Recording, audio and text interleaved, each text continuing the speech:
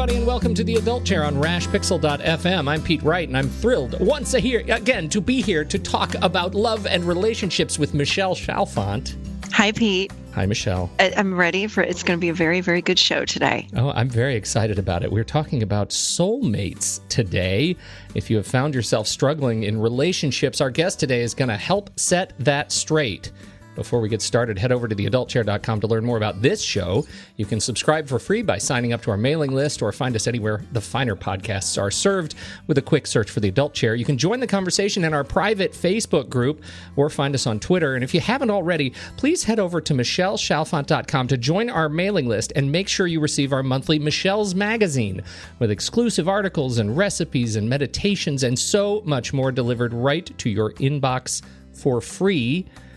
In this last week, I think this is the last week, right, to register for the Spring Intensive, Michelle? No, we have. Oh, yes, it is. I'm so sorry. It is the last week. I was just thinking I'm a week behind in my mind. Yes, it is. It is a weekend of self-love using the Adult Chair. It's happening May 6th and 7th at the Scarlett Bennett Center in Nashville. People are coming from all over. Scarlett Bennett Center, you can stay there. You can sleep there. They have beds. So make sure, don't let distance stop you. Call in today. There's still room in this great spring intensive. Anything you want to share there? Yes, I'm so excited about this because finally people will get to experience how do you live in the adult chair. So it just takes everything to the next level. Very excited. Excellent. Can't wait for that. Going live again, May 6th and 7th, the Scarlett Bennett Center in Nashville. You can find more information about that at michellechalfant.com. Okay, here we go. Arielle Ford has spent the last 30 years living and promoting consciousness through all forms of media. She's the author of several books, including The Soulmate Secret, Manifest the Love of Your Life with the Law of Attraction, Turn Your Mate into Your Soulmate, and her latest, Inkspirations Love by Design, Coloring the Divine Path to Manifest Your Soulmate. It's a unique transformational coloring book. I love that. She's been called the Cupid of Consciousness and the Fairy Godmother of Love, and you might have read her article, Finding Big Love is Possible at Any Age, in our February edition of Michelle's Magazine. So it's about time that we got her on the show to share more. Arielle Ford, welcome to the Adult Chair. Thank you, guys. How are you today? Well, we're doing great. Yeah, better now that we're having you here. Yeah, right. We need you to straighten some things out for us. Okay, no problem. Well, let me get my glue gun. Michelle, you run into this all the time, right? You run into questions and comments from people that you work with who are really struggling with relationships. What is it that they're looking for, and how does this frame into our conversation with Arielle on soulmates? You know, I would say that I do have a lot of people that write in, or even clients that will ask me, how do you find love in this day and age? And, you know, with Tinder now and Match.com, some people have an aversion to online dating. And it seems like, because I know people, for example, my mom's age, my mom is in her 70s. She's like, oh no, all the men are gone. They're all the good guys are gone. But I hear friends and clients, even in their 40s, say the same exact thing. So how does someone find a soulmate or a great partner in this day and age of 2017? How does that happen? So there's a lot of questions in there. So let me start with what's true. Okay, right now, 1 in 3 marriages start online. And if you're over 50, your chances are really good at finding somebody online. And I even helped my mother-in-law find a new soulmate at the age of 80 online. So all this talk about that online dating doesn't work for me, this is what I call a love block. This is just an excuse not to show up for your own love life. And lots of women, especially if they're over like 18, have all these excuses. It's like, I'm too old, I'm too fat, I'm too damaged, all the good ones are taken, the one and only got away, which also isn't true. It's a big fat lie that we only get one big love in a lifetime. There are plenty and plenty of soulmates for everybody. So all this stuff that online dating doesn't work is just baloney, because it works really, really well.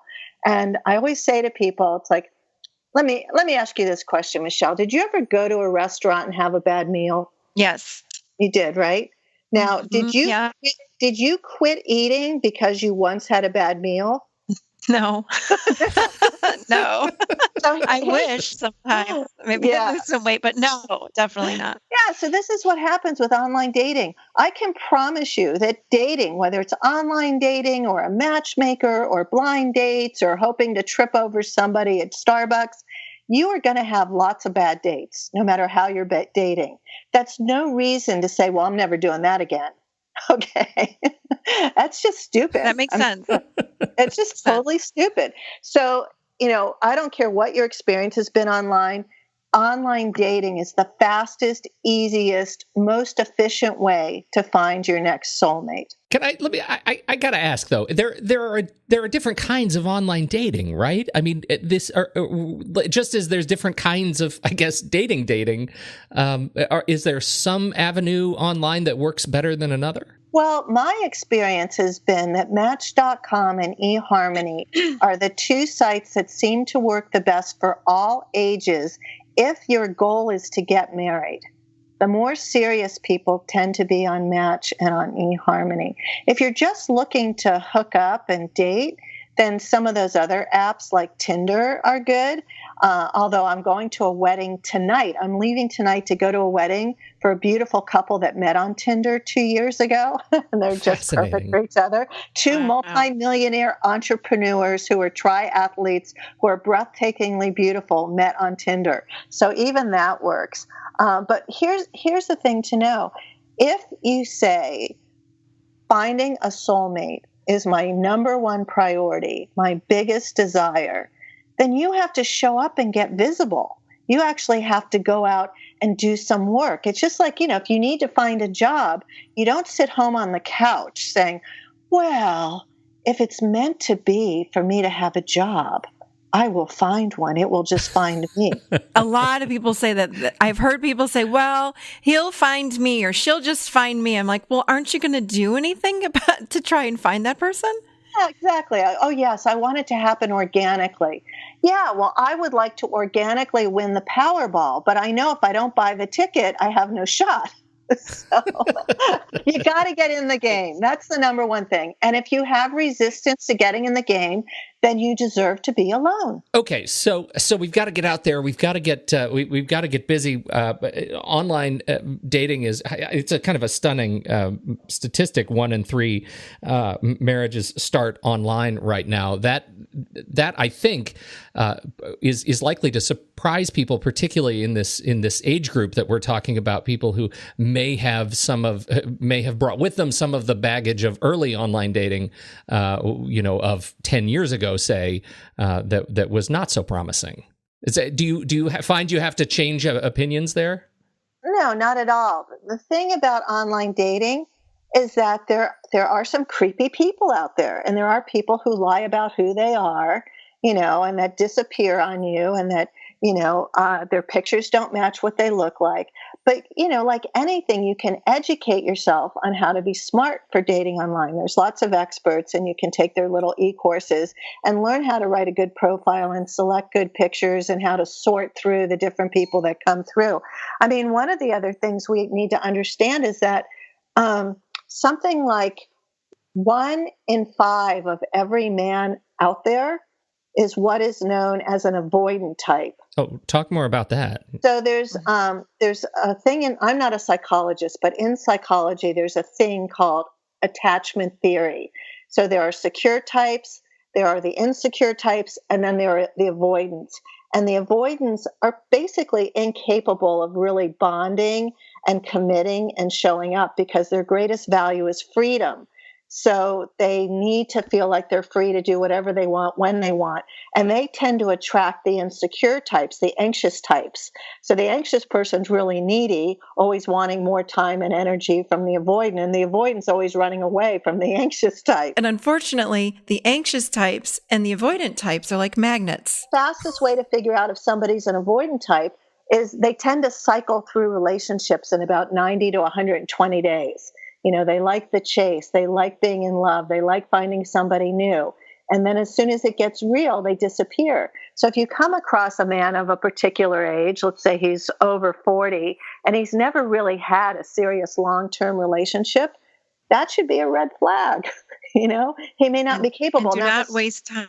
Exactly. Don't Yeah. waste any time. However, Right. when you put two avoidants together, like I have a niece who's in her second marriage now, and they're both avoidants, they figured out a great way. He works from home. She's a flight attendant. They don't see each other very much, but when they do, they're very happy together.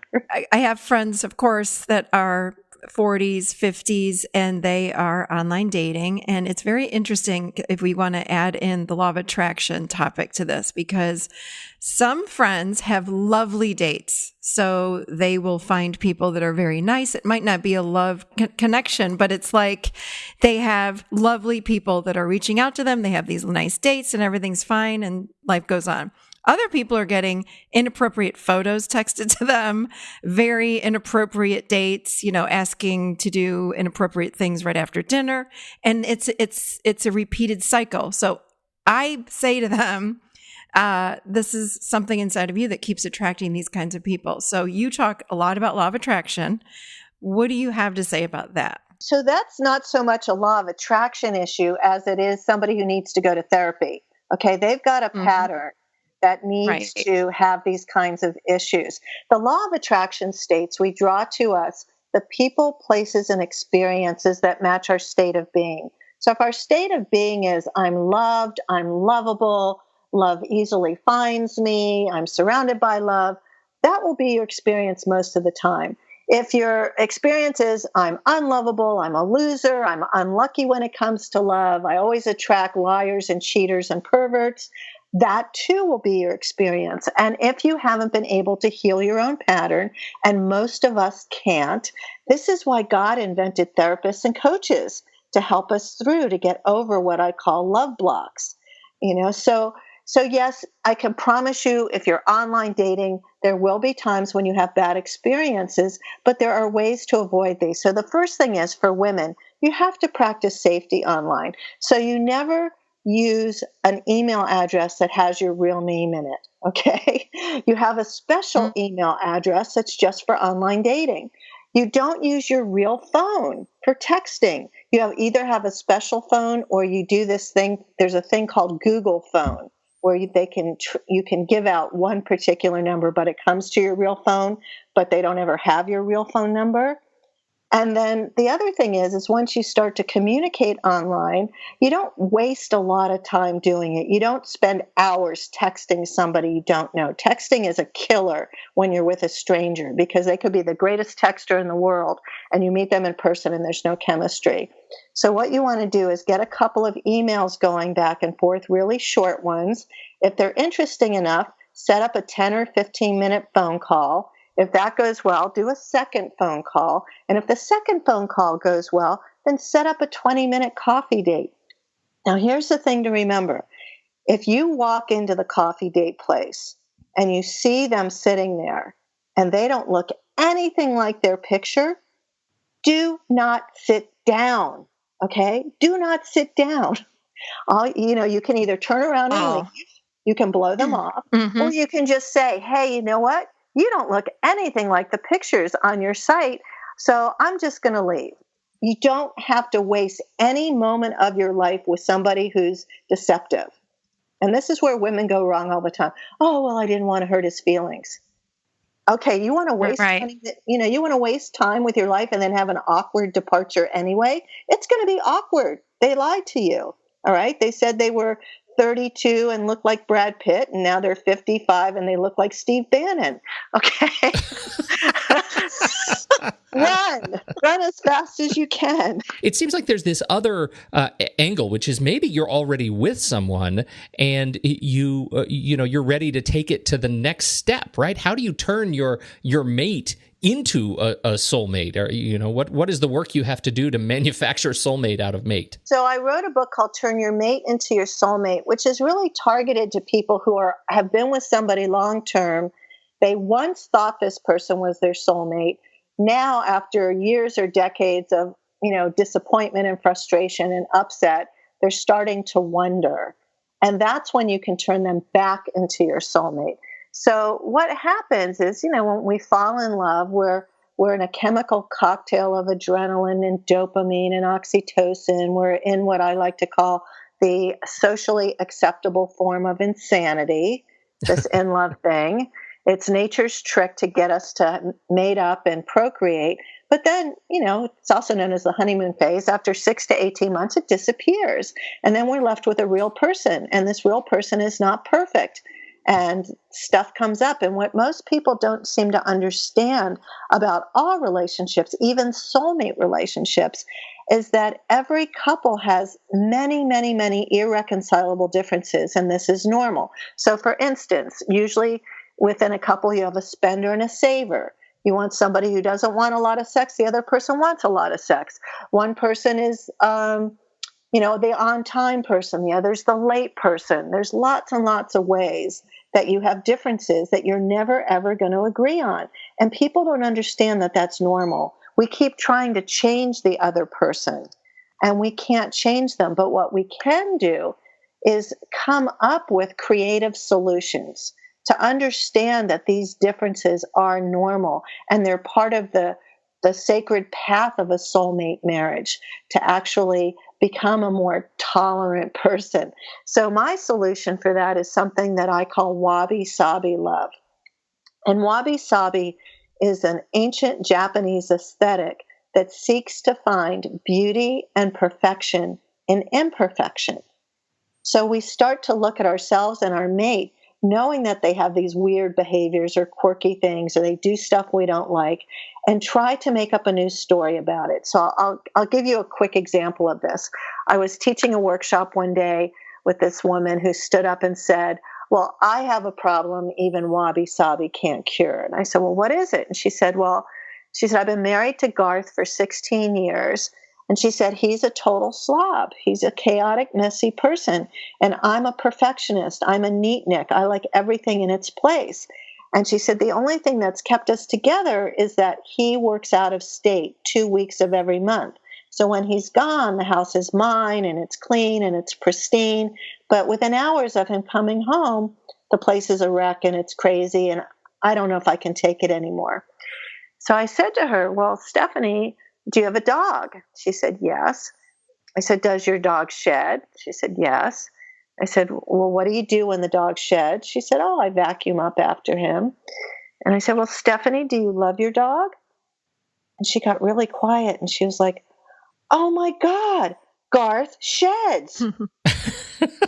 My husband's a dog. No, but she saw that in that moment, just like the dog has no control over his shedding, Garth is just a slob. So I called her a year later because I was curious, was this an aha moment in a workshop or did something really change? Called her a year later. I was like, Stephanie, hey, how are you? How are things with Garth? And she got all like gushy and said, oh, it's never been better. We've never been more in love. She said, right after your workshop, I just was able to understand that that's who he is. And our relationship improved. In fact, he quit his job and started a home-based career so we can now be together 24/7. And yes, he's still a slob.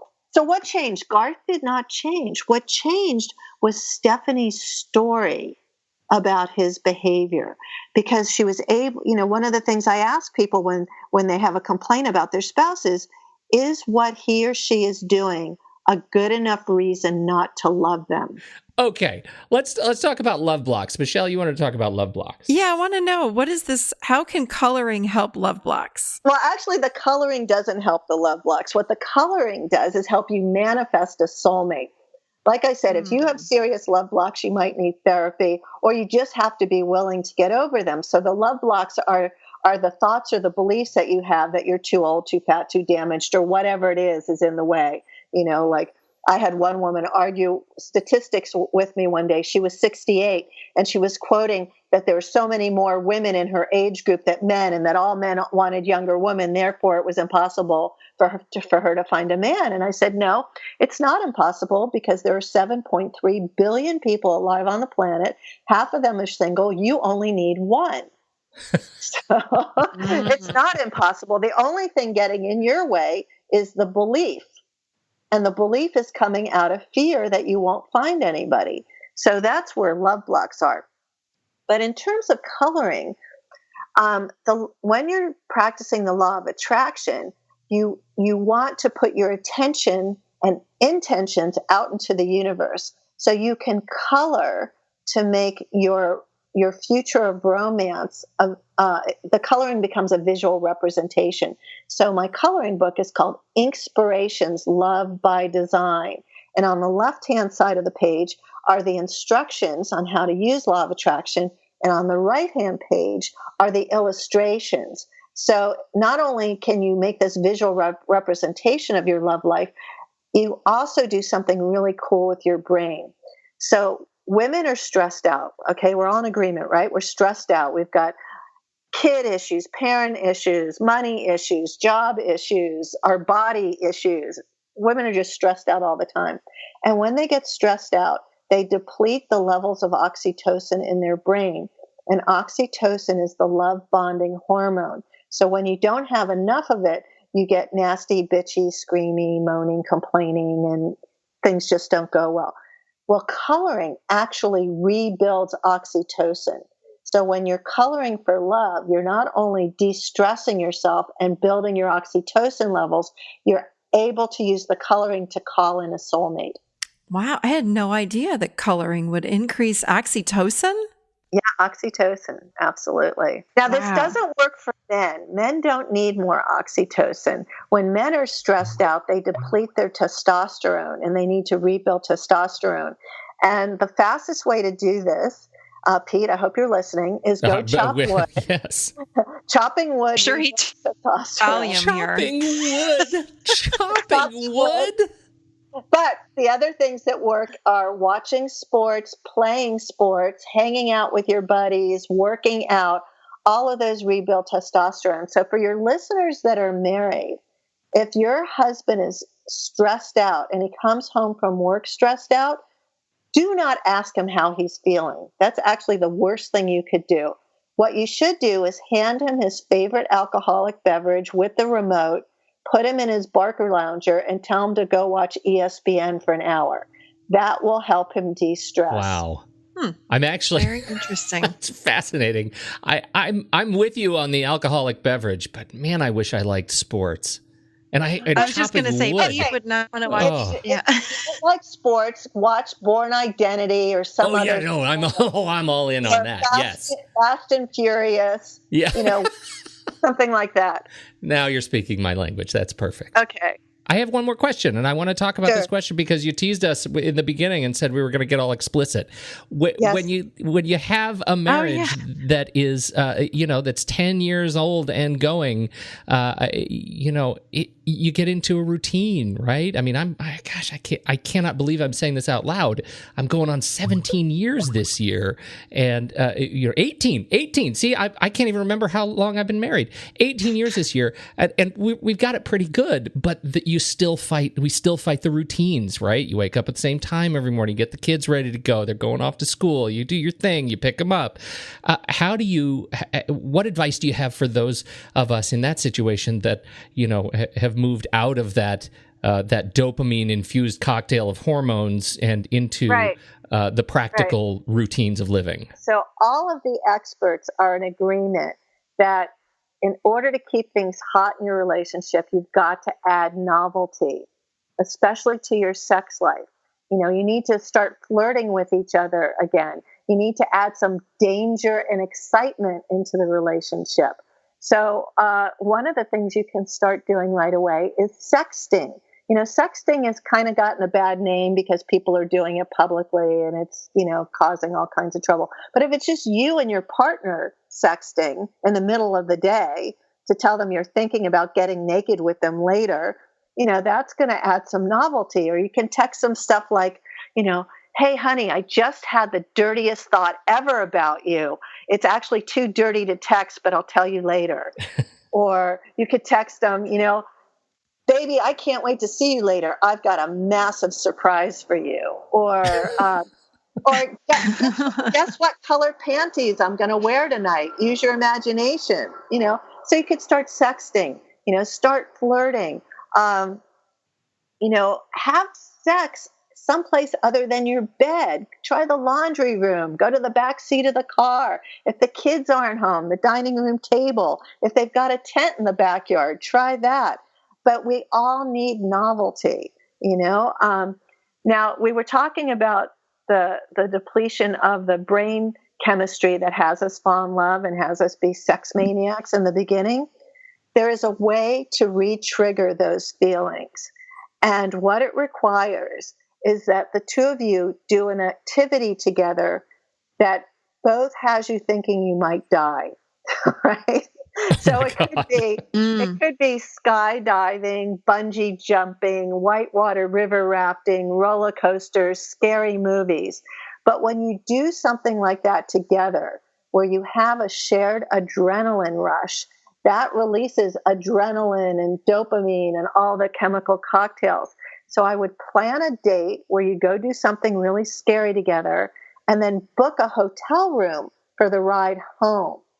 Okay, because then you're getting danger, excitement, and novelty all in the same couple of hours. And I promise you that will kick up your sex life.